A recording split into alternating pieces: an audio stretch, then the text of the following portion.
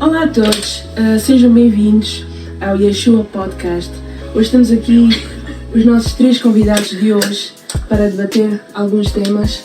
Temos aqui a nossa... Olá, eu sou a Dânia e sou lá de Leiria. Olá, eu sou a Manuela, sou a Milana e sou da Igreja Batista de Leiria. Eu sou o Johnny, da Figueira da Foz, da ADMVC. Ok, digam bem-vindos a eles, a quem escreve no comentário o que vocês vão achar desse podcast. Começamos com a primeira pergunta sobre o que é ser um cristão. John, pode-nos falar um bocado disso, por favor? Claro que sim. Cristão, supostamente a própria palavra já fala que é pequeno Cristo, né? E a palavra nos mostra, e a história nos conta como em Antioquia fomos primeiramente chamados cristãos. Então o que é um cristão? É alguém que segue os ensinamentos de Jesus. É um pequeno Cristo, é alguém semelhante a Cristo. Só que como a gente estávamos a debater há um pouco, hoje em dia qualquer um é cristão. Exato. E sobretudo a grande maioria é cristão, não praticante. Então se torna um nada. Então ser cristão e não ser cristão, qual é a diferença hoje em dia? Então nesse caso eu gosto de pensar mais na palavra discípulo. Porque enquanto na Bíblia a palavra cristão aparece 1-2 vezes, a palavra discípulo aparece em todo o Novo Testamento.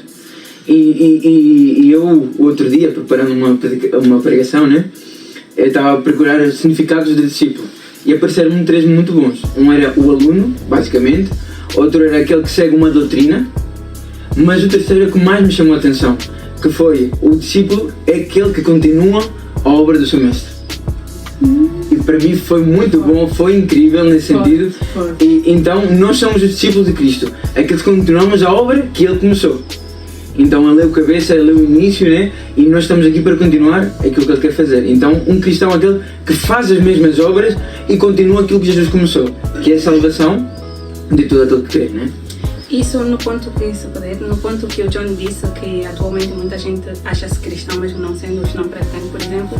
Eu vejo que há esses, ou chamo desses não cristãos, mas crentes, porque creem em alguma coisa. Alguns em Deus, outros não, mas creem em alguma coisa, não são cristãos. Cristãos é como o John disse, são aqueles que seguem os mandamentos do Cristo, ou de Cristo. Então aqueles que somente creem, aqueles demônios creem, a Bíblia diz. Exatamente. Então aqueles que somente creem são somente crentes. Agora, o que seguem são realmente cristãos e discípulos, como disse o John. Algum ponto? Basicamente o que o Johnny estava a dizer, eu acho que ser cristão é muito específico, é ser como Jesus foi e seguir os ensinamentos dele, mas acaba que as pessoas com o tempo, também com a religião, acabam por pensar que é cristão, tem que ser uma pessoa super religiosa e acabam por, por mudar muito a ideia do que é ser cristão, tanto que se chegares ao pé de alguém e disseres sou cristão, eles ok, tipo, acreditas em alguma coisa, mas tens uma vida paralela que é totalmente nada a ver com o que tu acreditas. Exatamente. Pelo menos essa é muita ideia que eu também tenho. E se nos apercebermos, quando tu dizes a alguém que eu sou cristão, a pessoa já parte do princípio que tu, ok, ele está sempre na igreja.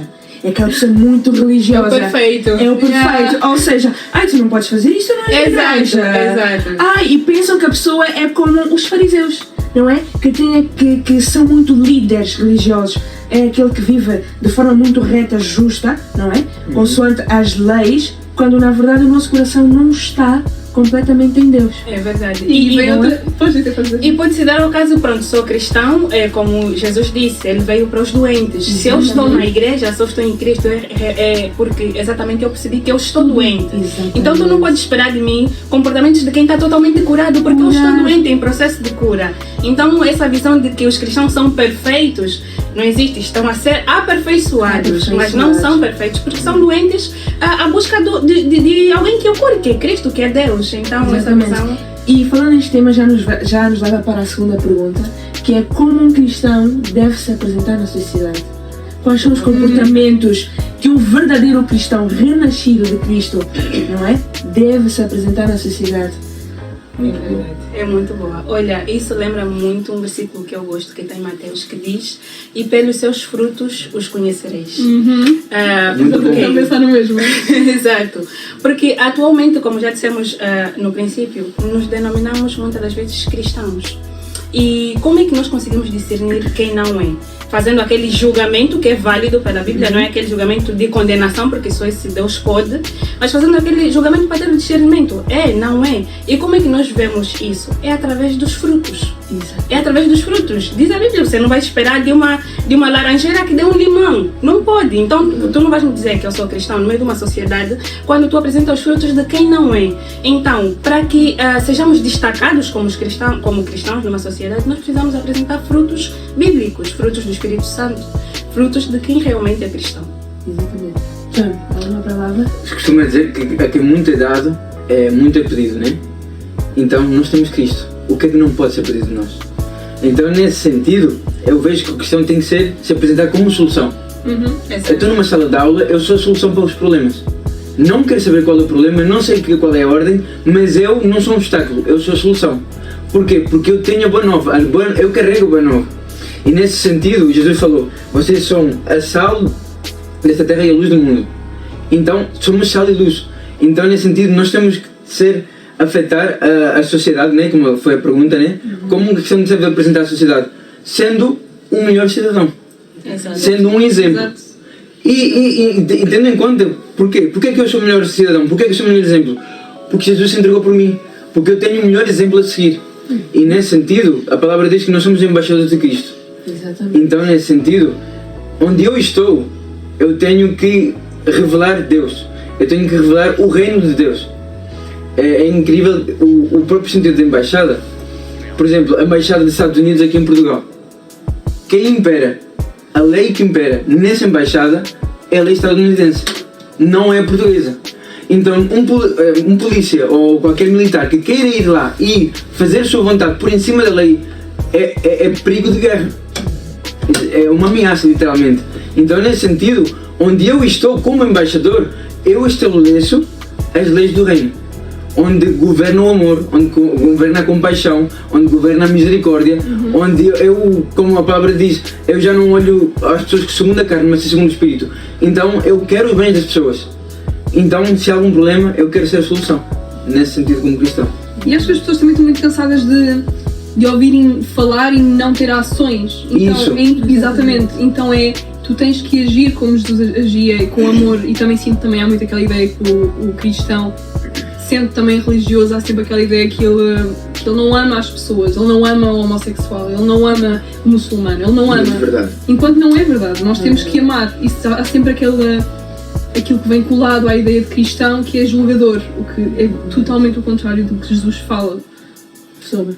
Pois, olha, até lembrei-me agora de um ponto que acho que o Johnny que soltou e fez-me lembrar que é se apresentar como a coisa certa na sociedade. Levar em consideração que muitas das vezes a coisa certa nem sempre a sociedade vai achar certa. Mas tem que ser bíblica. Tem que ser bíblica. Porque... É o facto de a verdade não é absoluta. Exato. Não é Exato. Ou seja, cada um tem a sua verdade. É verdade. Exatamente. Quando na realidade podemos não ser bons aos olhos dos outros porque estamos a fazer o que é bíblico. Então importa mais que sejamos bíblicos do que bons aos olhos humanos ou ao julgamento humano. E em termos de sociedade também é importante, o meu pastor tem uma piada, né?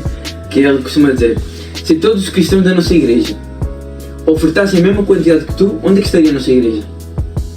Estaria bem ou estaria em números vermelhos? Então, se toda a sociedade fosse como tu, como é que estaria a sociedade? Um caos, ninguém trabalharia, haveria muita mais fome, ou a sociedade evoluiria. Está a entender? Então é que eu seja um exemplo para todos.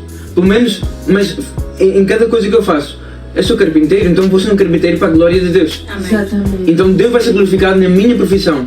Eu sou um condutor de autocarro, eu vou ser um condutor de autocarro para a glória de Deus. Então, nesse sentido, toda a gente vai ser edificada por aquilo que eu faço com amor, com devoção e com desejo, né? Exatamente. E aí entra uma das partes em que a gente fala sobre o chamamento, não é? Em que muitos jovens ainda têm essa dúvida: para que é que eu sou chamado? Ai meu Deus, sobre os dons, não é? E é sobre isso. Muitas vezes a Bíblia nos explica que Deus tem um chamado para todos nós. Uns são chamados especificamente para servir à igreja, porém, enquanto outros têm chamamento para serem médicos, outros para serem políticos, outros para serem para trabalharem nos hospitais, na educação. Porquê? para a honra e glória de Deus. Porque Deus quer fazer filhos inteligentes. Para isso serve a educação. Para isso ele capacita um professor para ensinar o aluno, certo?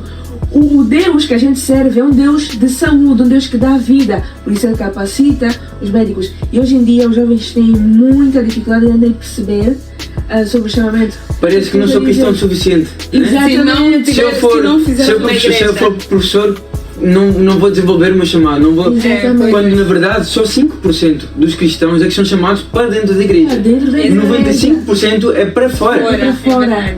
É isso. Qual é um problema que também eu queria falar mais tarde também, que é sobre a borbulha. A bolha. A bolha, exatamente. O espanhol sabe fazer bolha, não é? Em espanhol é burbuja, bolha. A bolha crente, né? Que é, imaginem, vocês têm duas escolas. Uma é crente, uma não é. Onde é que vocês metem os seus filhos? Na crente. Tem duas equipas de futebol. Uma é crente, a outra não é. Onde é que vocês metem os vossos filhos? Na crente. Tem uma creche. Tem tudo. Todos vamos pôr na crente. Qual é o problema? Mas é isso. É que ninguém vai para fora para levar aquilo que... Como alcançar o povo, os filhos de Deus que estão de fora, não tanto com eles, não falando com eles. A Bíblia diz que nós somos o sal. Mas sabes o que é que a gente parece? Parece o sal dentro do pote. Um ao pé do outro. Exatamente. E o sal só é efetivo quando tem contacto com a terra ou com a carne. Quando tem contacto com os alimentos, quando tem contacto com a terra. Então, o sal tem que ser usado. Se o sal não for usado, nada serve. Não vai ser inútil em si mesmo. Isso aí dá outra pergunta que eu estava a falar com a minha mãe há um tempo atrás, que é a partir de que parte, porque Deus fala que nós devemos ter contato com os de fora, mas não estar efetivamente com os de fora ao ponto de nos tornarmos um deles. Qual é que é o balanço para isso? Exato. Pois. Qual é a vossa opinião em relação a isso? Nesse sentido, não tem como. Jesus, quando orou em João 17, a oração sacerdotal, ele falou: não te peço que os tires do mundo, mas guardas do mal. Ok. Se fosse para ser assim, a gente era arrebatados. Nunca mais tínhamos contato com pessoas que não são crentes. Ou então vivíamos todos num acampamento onde só podem entrar crentes. Os crentes sim, então podem entrar. Nós crentes não podem entrar. E tínhamos o nosso próprio alimento, a nossa própria cidade, o nosso próprio país. Mas não é isso que nós fomos chamados. Jesus veio, como você falou, como tu falaste, para os doentes, para os que não estão sãos. E nós viemos para quê? Para a mesma coisa. Para os doentes, para os que não estão sãos. Porque se não fosse por eles, nós éramos arrebatados. Então o propósito de nós ainda permanecemos aqui enquanto igreja é ter contato com eles, é amá-los, é abraçá-los, é pregar o Evangelho, é trazer a boa nova. Por exemplo, se eu estou aqui é porque alguém trouxe a boa nova à minha casa. Senão eu não estava aqui. Pois. E qual é a minha oferta em gratidão? Eu pregar esse mesmo Evangelho a outras pessoas. Não eu me esconder numa casa cheia de crentes. E qual é o problema? Nós temos que entender que aquele que é Cristo, que é de Cristo, que ele tem o Espírito de Cristo, ele vai de glória em glória, de fé em fé. E o propósito é nós afetarmos os outros. Por isso é que Jesus falou, primeiro em Jerusalém, em Judeia, Samaria e o confins da terra. Não é só para ficar em Jerusalém. Exatamente. Desculpa interromper. Nesse caso, quando a gente recebe uma direção no reino de Deus, primeiro em Jerusalém e depois em outras cidades, antes disso, vale salientar que deve haver primeiro uma transformação verdadeira em nós. Porque não podemos apenas pregar as boas novas se não tivermos realmente transformados. E como é que mantemos essa transformação? Porque não é uma mágica, não é um estalo de dedos, é um processo. E isso deve ser incluído quê? Na nossa rotina. Verdade. Não é? Isso já nos leva para a próxima pergunta, que é: como um cristão deve se manter focado em Deus e não cair na rotina ao ponto de, ok, levanto tão cedo, opa, já não tenho tempo para ler a Bíblia, ok, só tenho um tempo para ler os 2 versículos do Salmo 91, nem mais do que isso. Não tenho tempo para orar pela minha família, não tenho tempo porque já chego cansado, ou já chego com sono, ou começo a orar e infelizmente adormeço na cama, não é? Acontece muito. As pessoas, especialmente na nossa cidade, eu sinto que há muita dificuldade em ser constante. E não é só na parte bíblica, é a parte de tudo. Ser constante. A nossa geração, por causa dos constantes informações e tudo mais. De muita coisa a acontecer e ser constante, especialmente numa coisa, de uma pessoa que temos, por exemplo, a Bíblia ao nosso lado e o telemóvel, o Instagram. o que é que nós vamos pensar? A dopamina Exatamente. E acaba por ser difícil ter a consistência ou constância de alguma forma nisso. Mas pá, trabalhar isso e ser sincero com Deus. Eu acho que tem muito a ver com falar com Deus e ser honesto. E dizer, Deus, está difícil isto. Pá, e oração, muita oração também. E acrescentar um ponto, por exemplo, isso de sentir mais próximo, não sei o que, eu tenho muitos problemas de fases, né? Tem fases que eu estou muito bem, tem fases que eu não estou tão bem. E as fases que eu não estou muito bem, parece que se eu não tiver o meu devocional, especificamente o devocional, parece que o dia todo não serviu para a glória do Senhor. Exatamente. E o que eu aprendi durante esse processo é, ok, podes não ter tido a tua 1 hora de devocional, mas durante o dia, naquilo que foste fazendo, podias ter glorificado o Senhor, podias estar adorando o Senhor, porque nós não adoramos o Senhor só no devocional, nós não somos espirituais, pois, em tudo. Então acho que começa aí nessas pequenas coisas do dia a dia. Estás a fazer alguma coisa, orando em espírito, estás a fazer alguma coisa e depois, claramente, temos que nos dedicar à palavra. Temos que dedicar a palavra em oração. A palavra é a boca de Deus, é o coração de Deus, né? É a bússola, pois. E isso é uma pergunta que leva-me a pensar. As pessoas perguntam, ok, eu sou um cristão, mas não leio a Bíblia. Pois, como é que você é cristão? Como é que és um cristão e não lês a Bíblia? Eu acho que a Bíblia é a base da vida de um cristão, porque é o coração de Deus e Deus nunca vai contra a sua palavra. E uma coisa que eu experimentei foi, desde que já há 2 anos mais ou menos, desde que eu me converti verdadeiramente, porque eu posso dizer que já acreditava em Jesus, porém era não praticante, ou seja, não lia a Bíblia, não ia à igreja, não do género. Desde que me transformei verdadeiramente, eu fui-me apercebendo que nada é por acaso. O nosso Deus é um Deus de finalidade, não de aleatoriedade. Ou seja, Ele nunca vai contra a sua palavra. Aquilo que Ele diz está lá. E se andares mais capítulos para frente, tu vais dizer, ok, isso agora faz sentido. Pois. Certo? É coisa. Pois é. Faz muito sentido. Uma das dúvidas que os jovens também têm muito é, ok, vou ler a Bíblia. Ai, mas eu não percebo nada da Bíblia.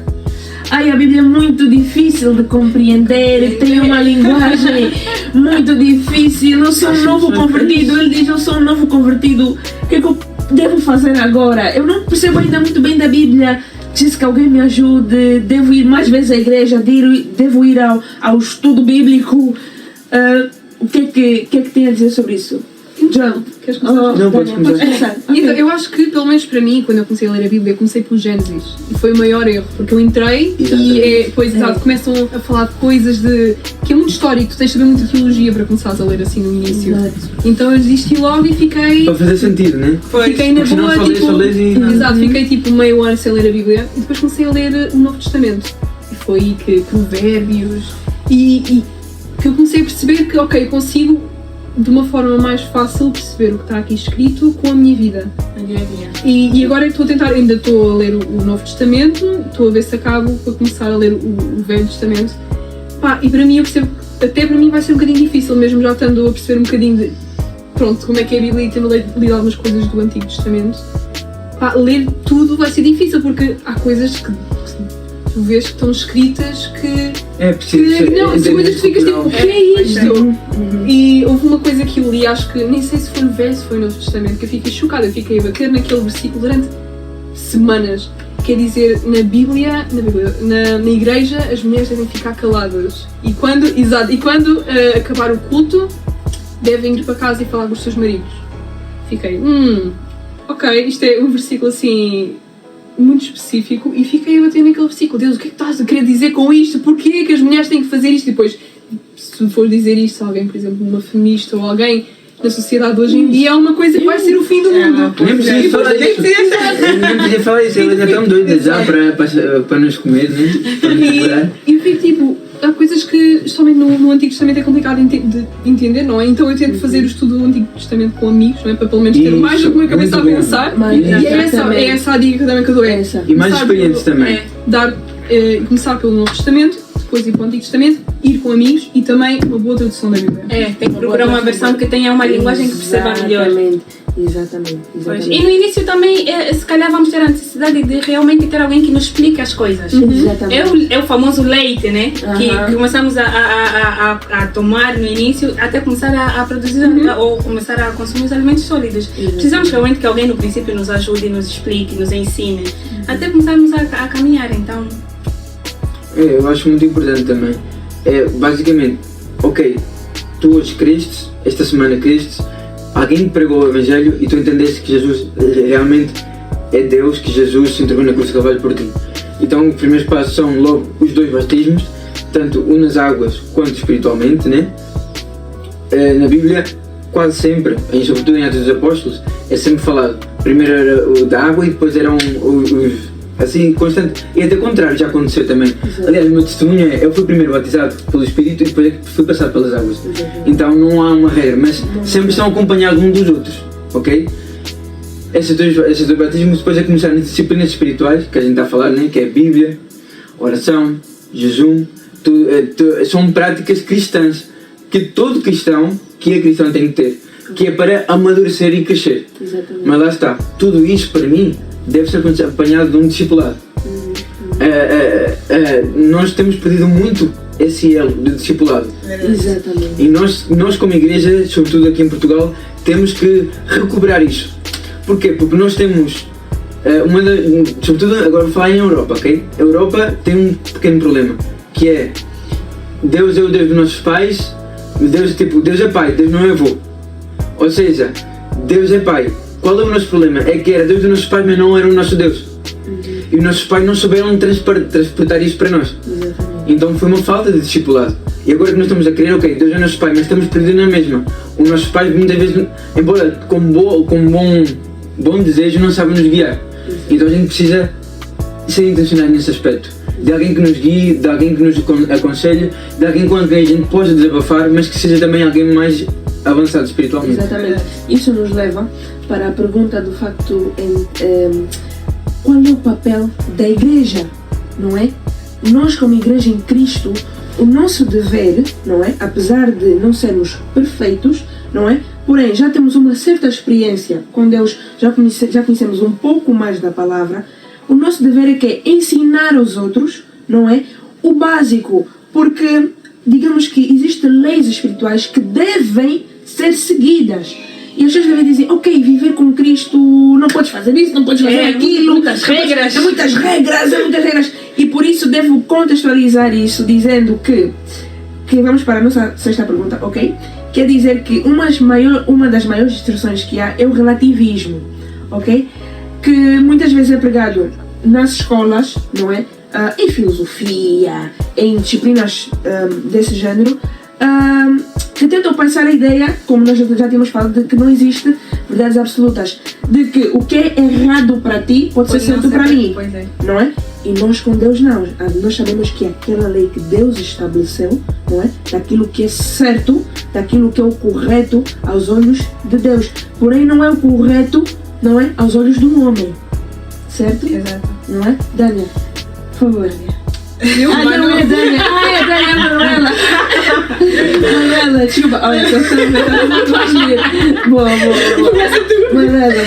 Olha, em relação ao relativismo, sinceramente, tenho muitos amigos que me chamam de muito de extremista. Extremista. Eu sou muito taxada de extremista. Extremista, não é muito flexível, tu não é extremista. Mas por quê? Porque eu acho que quanto ao relativismo, nós temos que ter em consideração isso quando se trata das nossas próprias opiniões, das nossas ideias, das nossas filosofias, dos nossos achismos. Porque quanto à palavra de Deus não tem como ser relativa. A palavra de Deus não é relativa, é absoluta. Então não pode ter relativismo na palavra do Senhor. Se na Bíblia diz que isso é pecado, eu não vou dizer é relativo. Não é relativo, é pecado. Sinto muito que lhe diga isso, mas é pecado. E é isso que tentamos passar, que as pessoas não aceitam assim, principalmente a geração atual, né? Não aceita porque tudo agora fere. Tu falas qualquer coisa é pecado, feriste e tudo mais. Mas tem coisas que realmente dependem muito da forma como nós passamos, mas não devem deixar de ser passadas como elas estão. Ou seja, nós não devemos alterar aquilo que está na Bíblia para ser relativo para outra pessoa, só para ela aceitar aquilo com mais leveza. Não é? Deus é o mesmo ontem, hoje e para sempre. Exatamente. Não há sombra de variação. e nós temos Ele como origem, nós temos Ele como fonte principal de tudo. Então, nesse sentido, qual é o nosso problema? É que nós estamos a pensar que Deus foi criado para nós e não que nós fomos criados para Ele. Então a ordem está invertida. Quando nós colocamos que nós fomos criados para a glória dEle, para agradar a Ele, para ser a sua família, e colocamos Ele como o primeiro, então Ele é que define o que é o certo e o errado. Então quem Deus é aquilo que define o que é certo e errado. E isso se revela onde? Na palavra de Deus. A palavra de Deus revela quem Deus é. Então, aquilo que você estava a falar, não dá para ser cristão, conhecer Deus, sem conhecer a Bíblia. A gente conhece Deus através da palavra de Deus, onde estão os princípios fundamentais espirituais sobre quem Deus é e quem somos nós nele.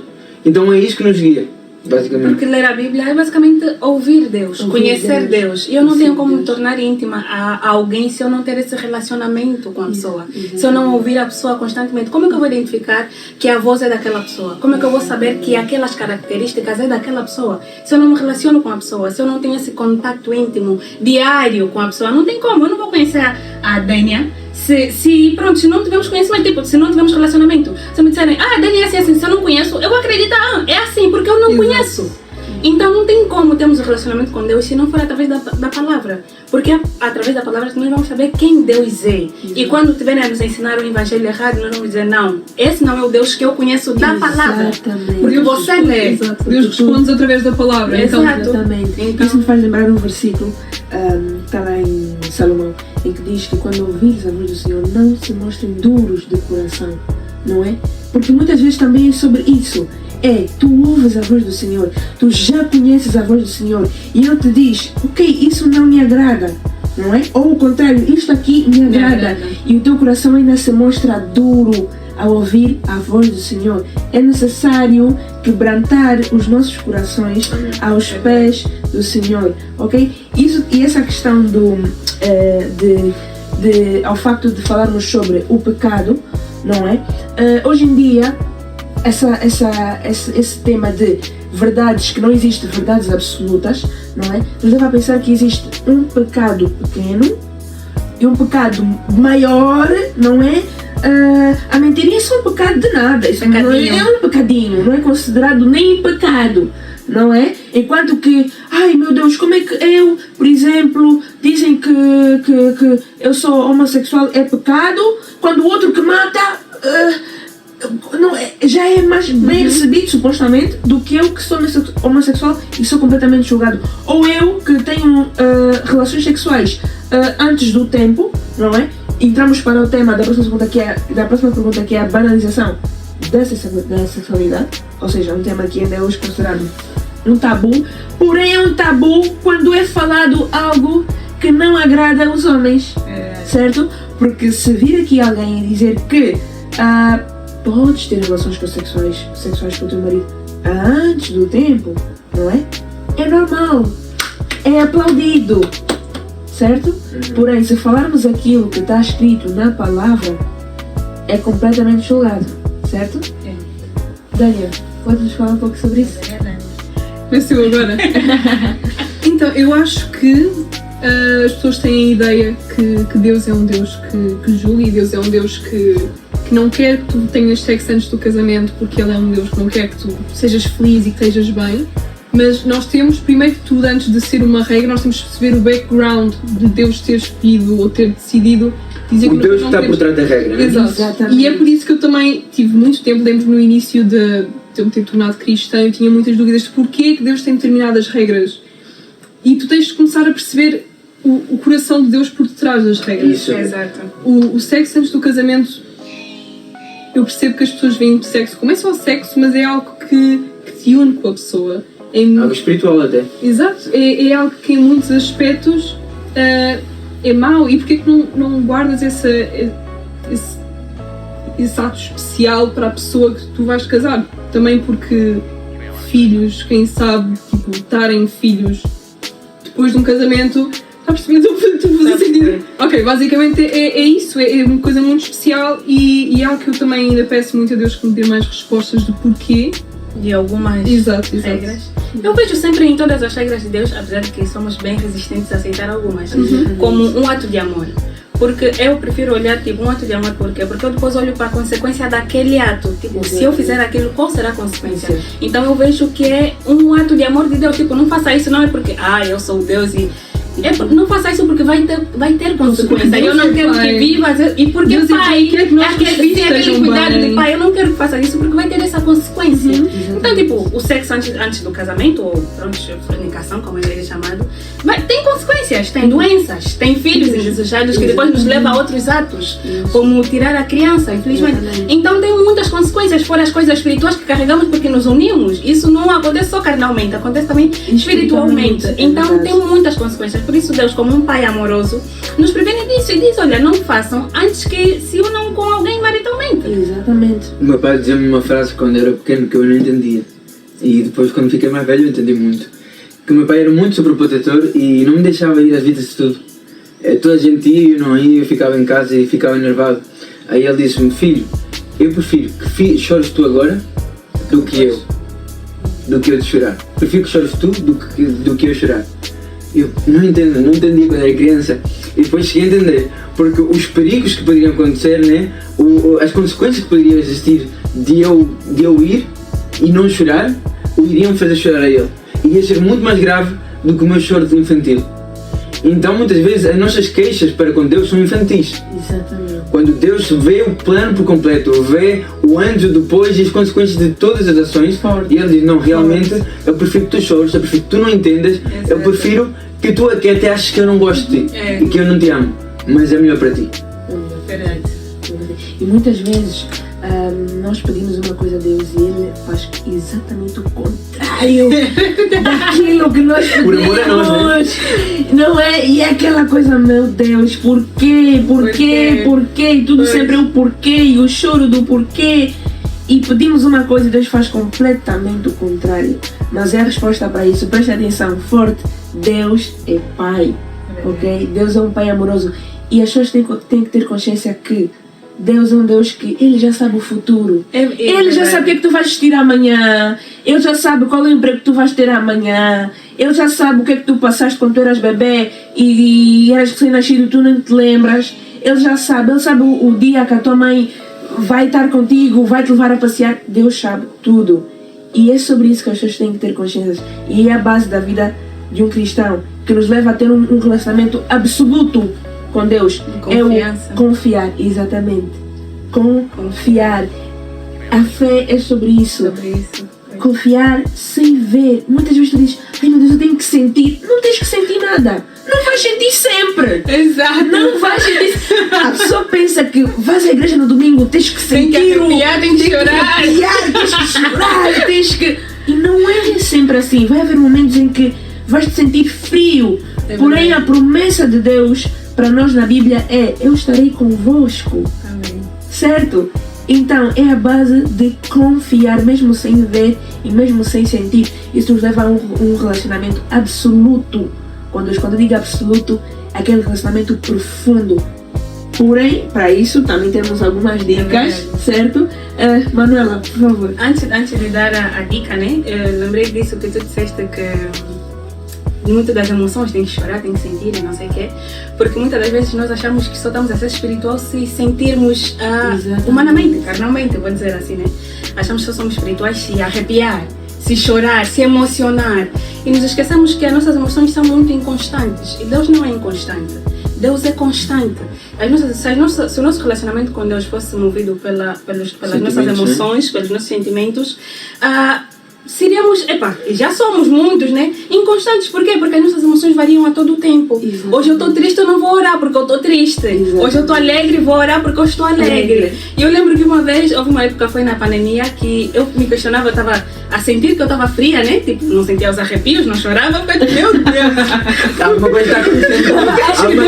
Acho que Deus se afastou. Será que eu não sou mais cristã? Será que eu desviei mesmo? Será que eu desviei? E eu lembro que eu orei e fiquei tipo, Senhor, eu acho que eu já não te amo mais, porque eu não estou a sentir.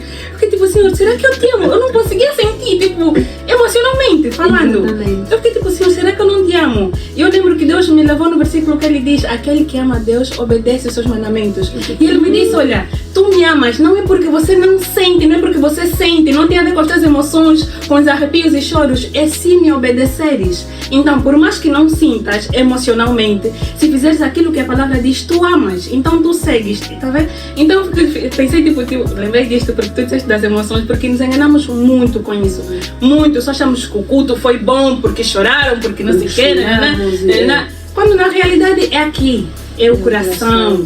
É o coração. E ninguém conhece melhor o nosso coração do que Deus. É verdade. Não tem como. É quando faz-me lembrar agora o livro de Jó, não é? Em que as pessoas olhavam para Jó e diziam: meu Deus, tu perdeste tudo, perdeste os teus filhos, perdeste toda a riqueza que ele tinha, não é? E as pessoas pensam que, ok, Deus, então, se Jó servia a Deus, não é? Era um homem reto, justo, por que Deus deixou que ele sofresse daquela maneira? Deus apenas disse: eu vou te mostrar que o Jó não me serve pelas suas riquezas, mas me serve pelo coração. É um homem íntegro. Não é? É um homem íntegro de coração. Mesmo ele perdendo tudo, ele mesmo assim continuou a servir a Deus. É confiança. É que Deus continua mesmo. Continua mesmo. É essa base. E nos leva a dar uma ideia geral. Queria que vocês falassem um pouco sobre como nós, jovens cristãos, devemos influenciar os outros, principalmente esta geração, não é? Esta geração que está a fazer parte de um avivamento, não é? Desta nova fase que Deus está-se a revelar mais aos jovens, porque hoje em dia podemos relatar que os jovens estão a ser muito atacados, muito mais que os adultos. Os jovens estão a ser fortemente atacados. Por quê? Porque no mundo espiritual já é notório o mover de Deus nesta nova geração. E eu queria saber como é que nós, como jovens, podemos influenciar os outros a seguir verdadeiramente a Cristo. Eu acho que tem que ser ousadia, né? Que a gente estava a falar um pouco sobre antes. Né? A gente tem que... Ousado. Eu acho que aquele que tem dificuldade em evangelizar não é por capacidade, é às vezes por incredulidade. Porque aquele que tem a mensagem e crê na mensagem não tem como. Não é capaz. Seria muito cruel da nossa parte. Eu costumo dar uma metáfora, né? Que é como se a gente, todos nós quatro estamos aqui, estivéssemos no deserto e já faz 2 semanas que não comemos nem bebemos nada, então estamos desfalecendo. Já nem falamos, né? Estamos a respirar dificultosamente. E eu dou uma volta e eu encontro uma fonte. O que é que eu faço? Bebo água até inchar a barriga, né? Cheio de água, só água. Fico, aí eu venho, sento-me aqui outra vez e finjo que estou... E continuo igual. E não falo nada para vocês e vejo vocês a morrer e continuo igual. Eu seria o pior homem à face da terra se eu fizesse isso. Então, quando nós não pregamos o Evangelho, é a mesma coisa. Não sabemos onde é que está a fonte, não sabemos o que é que te pode salvar, o que é que pode salvar os nossos amigos, os nossos colegas, e não, nós preferimos esconder. Nos saciamos nós e nos sentamos, tranquilos. Então a gente precisa de ousadia e de crer no Evangelho. A palavra de Deus diz que o Evangelho é o poder de Deus, não é o poder do homem, é o poder de Deus para salvação, para transformação. Então se realmente acredito naquilo que eu creio, não tem como, eu sou impulsionado, sou enviado a falar o Evangelho, não tem como. Olha, voltando para a oração de Jesus lá em João 17, como o John tinha dito, tem uma parte, um dos versículos que Jesus diz, eu oro não somente por vocês, mas também por aqueles que vão crer em mim através de vocês. Ou seja, a nossa vida tem que ser uma mensagem. Eu lembro até que, acho que foi na escola bíblica da minha igreja, que um irmão que estava a passar a mensagem dizia: olha, vai ter muita gente que antes de pegar a Bíblia física vai precisar ler a tua vida para conseguir ou para querer ir pegar a Bíblia. Então nós precisamos ser um bom exemplo na sociedade. Isso é um exemplo.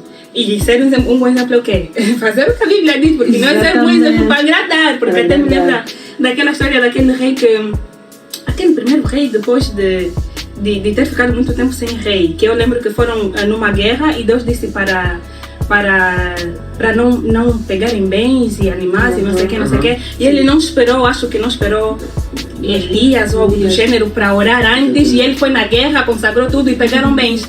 E tipo, ele perguntou, por que pegaste? E ele, o povo estava impressionado, não sei o que, e também peguei para dar a Deus, como se Deus tivesse pedido. Deus tivesse sacrifício. E depois tem uma parte que ele diz, Deus não se importa com o quê?